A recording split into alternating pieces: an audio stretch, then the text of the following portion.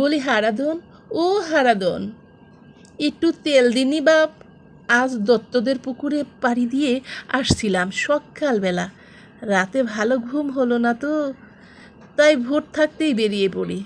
তা দেখি কি মাছ ধরা চলতেছে, জালের মধ্যেই খলবল খলবল করতেছে টাটকা মাছগুলান।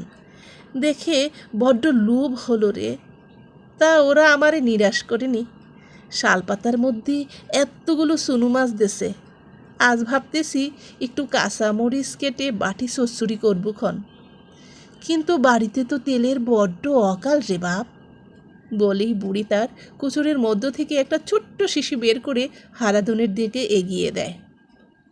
আর পারলে কটা আলুও দিস বাছা, নতুন আলু উঠতেছে তো, গরম ভাতের সাথে আলু সেদ্ধ মেখে খেতে পারলে দারুণ লাগতো।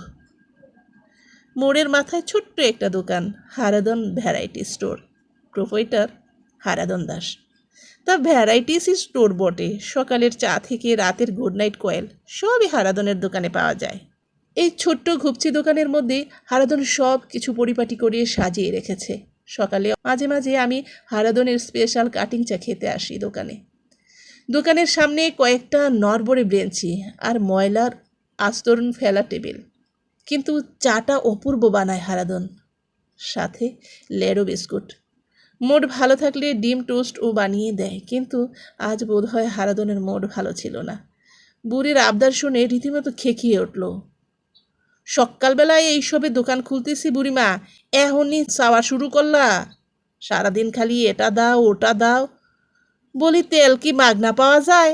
খালি দাও আর দাও। চুপ কর ড্যাকরা, তোর কাছে কি বিনি পয়সায় তেল চাইছি? আজ হলো গে মাসের 18 তারিখ, 30 তারিখ এলে গুনে গুনে হিসাব বুঝে নিস নে অত সারা। আন্নাকালি বামুনিকে পয়সা দেখাচ্ছে। রাখ তোর তেল, চাই নে আমার।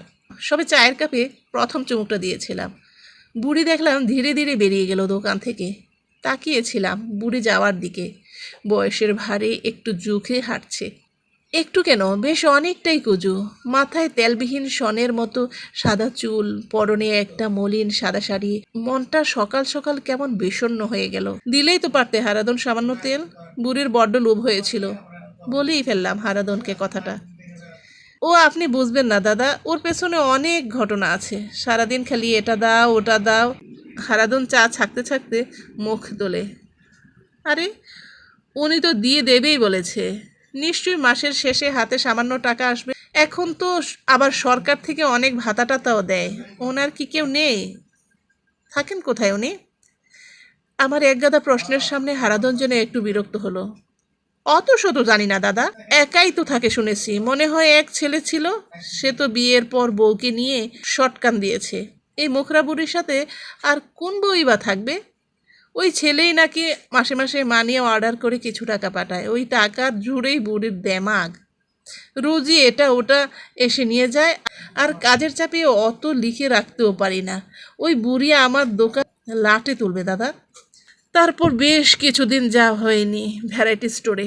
সেদিন কি যেন একটা কারণে ছুটি ছিল, বাজার থেকে ফেরার পথে কাটিং চাকে এড়াতে পারলাম না। দোকানে এসে দেখি হারাধন কোনো একটা খরিদ্দারকে ডিমের দাম দিয়ে কি যেন বোঝাচ্ছে।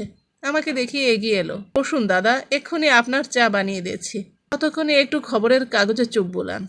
খবর পড়ছিলাম আর দেখছিলাম যে হারাধন কাজের মধ্যেও বারবার রাস্তার দিকে তাকাচ্ছে, একটু যেন চিন্তিত মুখ। ব্যাপার কি হারাধন, কেউ আসার কথা নাকি? আর বলবেন না দাদা। হারাধন চায়ের কাপ নিয়ে সামনে এসে দাঁড়ালো। আজ 3 দিন হয়ে গেল, বুড়ির কোনো পাত্তাই নেই। যে মানুষটা রোজ এসে ঘ্যান ঘ্যান করতো, তার হঠাৎ কি হলো? যাকগে, মরুক গে, আমারও তো খোঁজখবরের দরকার কি। কিন্তু একটু পরে কি যেন ভেবে হারাধন শটান বেরিয়ে এলো দোকান থেকে। চলুন তো দাদা, একটু খোঁজ নিয়ে দেখে আসি বুড়িটা বেঘুরে পড়ে আছে কিনা। এই তো সামনেই, মিনিট 4 লাগবে হাঁটতে হাঁটতে। তাছাড়া আমার এই মাসের টাকাটা পুরাই বাকি পড়ে আছে। চলুন চলুন। প্রথমে ভেবেছিলাম মানবিকতার তাগিদে যাচ্ছে হারাধন, কিন্তু ওর শেষের কথাটা দৃষ্টিভঙ্গিটা পাল্টে দিল। গিয়ে দেখলাম তেমন কিছুই নয়, তবে হালকা জ্বরের মতো হয়েছিল। কিন্তু হারাধনকে দেখি একদম তেলে বেগুনে জ্বরে উঠল।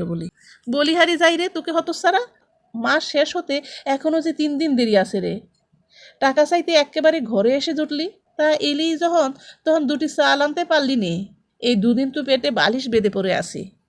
হারাধন কি যেন ভেবে, আপনি 2 মিনিট বসুন দাদা বলেই হন্তদন্ত হয়ে বেরিয়ে গেল। আমি চুপচাপ বসে বুড়ির গজ শুনছি। বড্ড দরদ দেখাতে এসেছে শালা।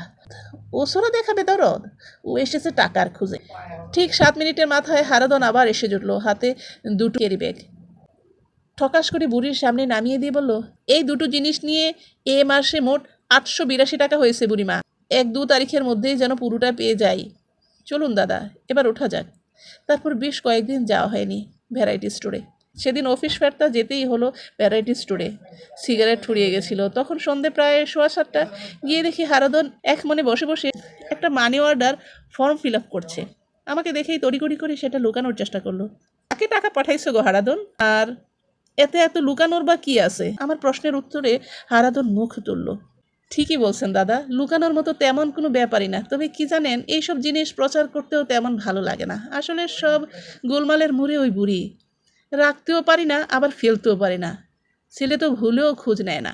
মাঝে আমি চেষ্টা চরিত্র করে বুড়ির ছেলের নাম্বার জোগাড় করে ফোন করেছিলাম। বেশ কিছু টাকা বাকি পড়ে গেছিল তো, তাই এমন ধমকে কথা বললো যে বলার নয়। তা আজকের দিনে আর কেই বা বুড়ো মা বাবাকে দেখে বলুন? এরা তো সংসারের বোঝা, তাই না? আমার নয় অনেক কাল আগেই মা বাবা চলে গেছে। থাকলে হয়তো আমিও এমন আচরণ করতাম।